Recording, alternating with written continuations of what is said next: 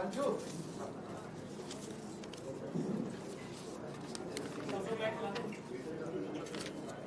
सब लोगों को मेरा नमस्कार। हम सब लोग देख रहे हैं कि किस तरह से केंद्र सरकार पूरे देश पे जबरदस्ती करके E20 पेट्रोल थोप रही है। लोगों का जबरदस्त विरोध है, लेकिन इस विरोध के बावजूद केंद्र सरकार अपनी जिद पे अड़ी हुई है। उस जिद का कारण क्या है ये तो मेरे को नहीं पता, लेकिन केंद्र सरकार टस से मस नहीं हो रही और रोज झूठ पे झूठ, कभी ये मंत्री झूठ बोल रहा है, कभी वो मंत्री झूठ बोल रहा है। झूठ के पुलंदे दिए जा रहे हैं और नए नए हथकंडे अपनाए जा रहे हैं केंद्र सरकार के द्वारा लोगों को मनाने के लिए, समझाने के लिए, भाई E20 इस्तेमाल कर लो। अभी 3 जुलाई को केंद्र सरकार ने 6 ऑटो मैन्युफैक्चरिंग कंपनियों को बुलाया और बोला तुम प्रेस कॉन्फ्रेंस करके जनता को कहो भाई E20 ठीक है। ये 6 कंपनियां कौन सी हैं? Maruti Suzuki, Toyota Kirloskar, Hero MotoCorp, Hyundai Motor, Bajaj Auto, TVS Motor company. इन 6 को कहा भाई तुम प्रेस कॉन्फ्रेंस करो और तुम जनता को बोलो भाई E20 सही पेट्रोल है, और अगर आपका व्हीकल E10 है तब भी E20 चलेगा। आपका व्हीकल E20 नहीं है तब भी चलेगा। आपका व्हीकल अगर E10, E0 पे, E5 पे चलने वाला तब भी चलेगा। तो ये 6 कंपनियां आई। इन 6 में से 3 कंपनियों ने सरकार को मना कर दिया, भाई हम तो ये इतना बड़ा झूठ नहीं बोल सकते। 3 कंपनियों ने झूठ बोला। ये 3 कंपनियां कौन सी हैं जिन्होंने झूठ बोला? मारुति सुजुकी, टोयोटा किर्लोस्कर और हीरो मोटोकॉर्प। इन तीनों ने मीडिया में बोला, तीनों के जो आए थे रिप्रेजेंटेटिव्स, कि अगर आपका व्हीकल E0 है, E5 है, E10 है और अगर आप उसमें E20 पेट्रोल डाल दो तो कोई दिक्कत नहीं है। थोड़ी बहुत 5-7% माइलेज गिरेगी, लेकिन कोई नुकसान नहीं होगा। टंकी को भी नुकसान नहीं होगा, फ्यूल सिस्टम को भी, इंजन को भी कोई नुकसान नहीं होगा। ये उन्होंने तीनों कंपनियों ने झूठ बोला। ये मैं साबित कर रहा हूं। आज उनके ओनर मैनुअल लेके आया हूं मैं। ओनर मैनुअल क्या होता है? जब आप गाड़ी खरीदते हो तो गाड़ी के साथ एक ओनर मैनुअल मिलता है, उसमें सारी टर्म्स एंड कंडीशंस होती है। वो एक तरह से कॉन्ट्रैक्ट होता है कंज्यूमर और ऑटो कंपनी के बीच में। अब टोयोटा का जो ओनर मैनुअल है वो क्या कहता है? टोयोटा का ओनर मैनुअल कहता है Toyota allows use of ethanol blended gasoline where ethanol content is up to 10%। मतलब वो कह रहा है कि 10% तक इथेनॉल होना चाहिए।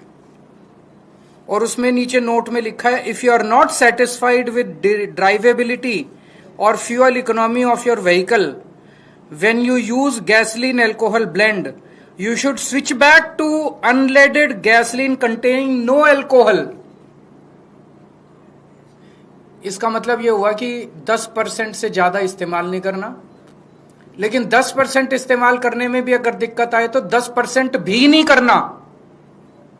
ये उनके ओनर मैनुअल में लिखा है। और ये सरकारी पीसी में जाके, प्रेस कॉन्फ्रेंस में जाके कहते हैं E10 में E20 भी इस्तेमाल कर लो, कोई दिक्कत नहीं है।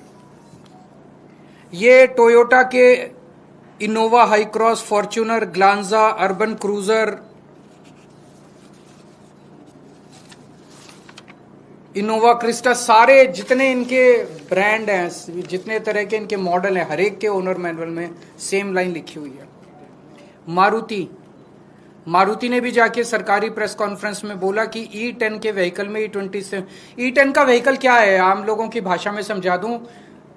2023 से पहले जितने व्हीकल बने हुए हैं जो इथेनॉल के लिए नहीं बने थे, जो प्योर पेट्रोल के लिए बने थे, लेकिन उसमें अगर 10% इथेनॉल इस्तेमाल भी कर लो तो कोई दिक्कत नहीं होती, तो उनको E10 कंप्लायंट बोलते हैं। तो 2023 से पहले बने हुए व्हीकल्स जो या तो 0 इथेनॉल पे या 10% तक जिसमें इस्तेमाल किया जा सकता है, उसको E10 बोलते हैं। 2023 के बाद से सारे व्हीकल इंडिया में E20 बनने लग गए। मारुति क्या कहती है? मारुति का मैनुअल कहता है blends of unleaded gasoline and ethanol also known as gasohol are commercially available in certain areas. Blends of this type may be used in your vehicle if there are no more than 10% ethanol. 10% से कम ethanol होना चाहिए. Note में लिखा है, if you are not satisfied with drivability or fuel economy of your vehicle when you use a alcohol blend, you should switch back to unleaded petrol containing no alcohol. 10% से ज्यादा इस्तेमाल नहीं करना, लेकिन 10% से भी दिक्कत आए तो कोई अल्कोहल इस्तेमाल नहीं करना. ये मारुति वाले कह रहे हैं. मारुति का जितने मॉडल हैं, बलेनो, डिजायर, सब में ये लिखा हुआ है. और सरकारी प्रेस कॉन्फ्रेंस में जाके ये कंपनियां कहती हैं कि E20 इस्तेमाल कर लो, E10 में कोई दिक्कत नहीं होगी. इन कंपनियों ने झूठ बोला. इन तीनों कंपनियों ने, मारुति सुजुकी, टोयोटा किर्लोस्कर और हीरो मोटरकॉर्प. मैं इन तीनों को पूछना चाहता हूं कि अपने कस्टमर को धोखा मत दो, अपने कस्टमर से झूठ मत बोलो. सरकारें आती जाती रहती हैं, वैसे भी ये सरकार अब ज्यादा दिन चलने वाली नहीं है. Customer is the king. अगर लोगों ने तुम्हारा माल खरीदना बंद कर दिया, उसके बाद कहां जाओगे? कल मैं चिट्ठी लिखूंगा इनको सबको, इन तीनों कंपनियों को जिन्होंने झूठ बोला, और उनसे कहूंगा भी आपका ओनर मैनुअल तो ये कहता है और आप ये कहते हो, लिखित में दे दो. लिखित में दे दो कि अगर किसी गाड़ी की, तुम्हारी गाड़ी की माइलेज 10% से ज्यादा कम हो जाती है तो क्या आप उस बंदे को माइलेज के लिए कॉम्पेंसेट करोगे? अगर आपके इथेनॉल, गाड़ी में इथेनॉल E20 इस्तेमाल करने से अगर गाड़ी खराब हो जाती है, वियर एंड टियर होती है, तो क्या उस गाड़ी के कंपोनेंट को रिप्लेसमेंट आप कॉम्पेंसेट करोगे? एक बार हां कह दो, लाइन लग जाएगी तुम्हारे प्लांट के सामने पूरे देश में गाड़ियों की. मैं दूसरी कंपनियों को भी लिखूंगा जिन्होंने सरकार के कहने के बावजूद भी नहीं बोला.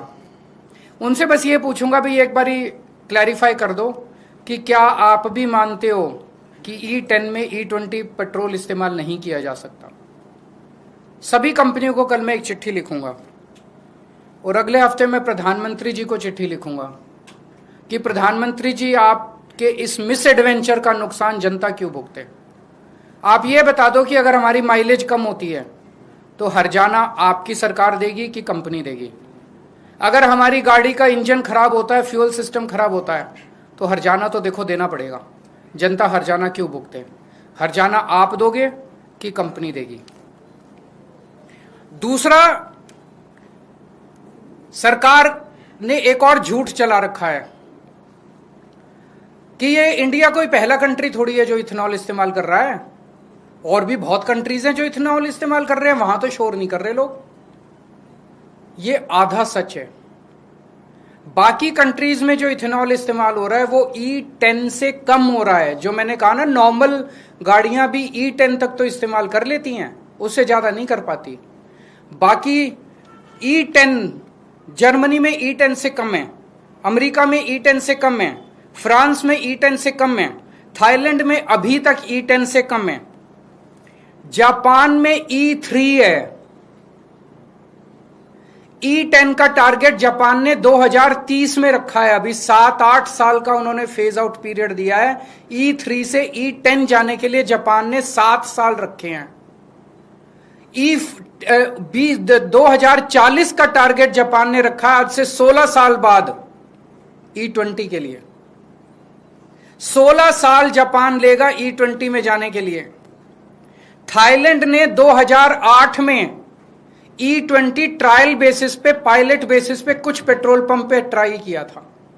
आज 2026 हो गया, 18 साल हो गए, अभी तक वहां पे केवल दोनों ऑप्शंस हैं, या तो E20 ले लो या E10 ले लो. 18 साल हो गए. 18 साल का फेज आउट पीरियड है. ब्राजील पूरी दुनिया में अकेला देश है जहां पे E100 है, जीरो पेट्रोल पूरा के पूरे. वो फ्लेक्सी फ्यूल कार्स बोलते हैं, फ्लेक्सी फ्यूल व्हीकल्स बोलते हैं उनको. ब्राजील ने कितने साल लिए? 50 साल लिए उन्होंने ट्रांजिशन के लिए. 1931 में ब्राजील में E5 इंट्रोड्यूस हुआ था और 1985 में E20 इंट्रोड्यूस हुआ था. 50 साल लगे उनको. 1975 में ब्राजील ने ट्रांजिशन शुरू किया. 10 साल, 1975 से 1985 के बीच में 10 साल उन्होंने लिए ट्रांजिशन करने के लिए, और 1985 से आज तक उन्होंने टाइम लिया. अब वहां पे आपको ऑप्शन मिलता है ब्राजील में, या तो आप E100 ले लो या आप E20 ले लो, E30 ले लो, वहां E30 बेसिक है। उन्होंने इतने साल में अपने सारे व्हीकल्स को कंप्लायंट कर लिया। इंडिया में 6 फरवरी 2023 को ट्रायल बेसिस पे पूरे देश में 1900 पेट्रोल पंप पे, केवल 1900 पेट्रोल पंप्स पे E20 इंट्रोड्यूस किया गया। और मात्र 3 साल के बाद 1 अप्रैल 2026 को पूरे देश के 90,000 पेट्रोल पंप्स के ऊपर E20 थोप दिया गया, जबरदस्ती कर दिया गया। हमारे देश में 22 करोड़ मोटरसाइकिल ऐसी हैं जो E20 कंप्लायंट नहीं है, वो E20 इस्तेमाल नहीं कर सकती। 8 करोड़ कार ऐसी हैं जो E20 कंप्लायंट नहीं है, वो E20 इस्तेमाल नहीं कर सकती। सरकार की इस जिद की वजह से 30 करोड़ व्हीकल्स रिस्क पे हैं। 30 करोड़ व्हीकल्स, इनका कबाड़ा हो जाएगा 30 करोड़ व्हीकल्स का। मेरी हाथ जोड़ के विनती है मोदी जी से, जिद मत करो, मान जाओ। एक ही चीज मांग रही है जनता की, ऑप्शन दे दो। आप E20 रखो, लेकिन जब आदमी पेट्रोल पंप पे जाए तो उसको E0 भी मिलना चाहिए, E10 भी मिलना चाहिए, E20 भी मिलना चाहिए। अलग अलग दाम रख दो, जिसके जो समझ में आए, जिसकी जेब जो अलाउ करे, जिसका जो विचार बने, जिसकी जो बुद्धि अलाउ करे, वो खरीद ले। कोई क्वेश्चन है तो बता दीजिए। सर, उस प्रेस कॉन्फ्रेंस में मैं मौजूद था। टोयोटा किर्लोस्कर की तरफ से बात कही गई कि माइलेज ड्रॉप सिर्फ 3 से 5% है, depending on the manufacturer make and uses of the car. Number 1। Number 2, तो ये भी कह रहे हैं कि उनके पास जो कंप्लेंट्स आ रही है देश भर से, उसमें 1-2 केसेस हैं जो अडल्टरेटेड फ्यूल के हैं। लार्जली E20 की वजह से कोई प्रॉब्लम नहीं आ रही। मैं भी यही कह रहा हूँ, मैंने देखा है वो जो आप कह रहे हो, मैंने उनका वीडियो सुना है। एग्जैक्टली वो इसको एडल्ट्रेटेड पेट्रोल पे डाल रहे हैं। एक बार लिखित में दे दें, एक बार लिखित में दे दें कि नॉन कंप्लायंट E20 व्हीकल्स में E20 अलाउड है, फिर देखो लाइन लग जाए। और we will compensate the people whose vehicles damage और फेस। वो तो 3 से 5% कह रहे हैं, मैंने तो 10% कह दिया। जिसकी माइलेज 10% से ज्यादा गिर जाए, लोगों की 30% माइलेज गिर रही है, जिसकी 10% से ज्यादा माइलेज गिर रहा है उसको कॉम्पेंसेट कर दे टोयोटा वाले। जिसका गाड़ी खराब हो जाए उसको कॉम्पेंसेट कर दे, और एक थर्ड पार्टी ले आएंगे जो कि डिसाइड कर लेगी कि एडल्ट्रेटेड पेट्रोल की वजह से है कि E20 की वजह से। सर, दिल्ली सरकार के स्वास्थ्य विभाग, फिर ये टोयोटा ने ये क्यों लिखा अपना वो ऑनर मैनुअल में? इसमें यही लिख देते E10 में E20 डाल लो, E30 डाल लो। सर, 650 करोड़ के घोटाले का आरोप है स्वास्थ्य विभाग में। इसके ऊपर मैं 1-2 दिन में प्रेस कॉन्फ्रेंस करूंगा, डिटेल्ड प्रेस कॉन्फ्रेंस। हमारे नेताजी इस पे काफी कर चुके हैं। सर, राम मंदिर को लेकर, क्योंकि आपने मुखर होकर बोला भी है, तो मंदिर की तरफ से ये कहा गया कि जिसको चढ़ावे की जो चीजें थी 2800 से ज्यादा, अगर वो लापता हो गई है तो लोग आकर देख लें, सभी की चीजें सुरक्षित है। और चंपत राय का, अनिल मिश्रा का इस्तीफा कल मंजूर हो गया। केवल इस्तीफे मंजूर होने से नहीं होगा। कल मैंने भी देखा, जनता बहुत आहत है। चोरी हुई है, बहुत बड़े स्केल पे चोरी है। चोरी नहीं होती तो आपको क्या लगता है FIR कर देते इतनी आसानी से? इतने शरीफ लोग हैं ये। FIR की है, मान रहे हैं चोरी हुई है, और इन्होंने 8 लोगों को अरेस्ट किया है जो छोटे छोटे लोग हैं। जनता की एक ही मांग है कि एक तो चंदा चोरी करने वालों को फांसी चढ़ाओ, इस्तीफे से काम नहीं चलेगा, और दूसरा कड़ी से कड़ी सजा दी जाए, और ताकि आगे से कोई चंदा चोर। और दूसरा,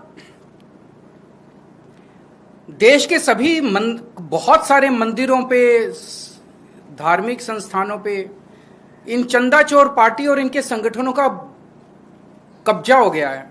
अनहोली, ये देश के सारे मंदिरों को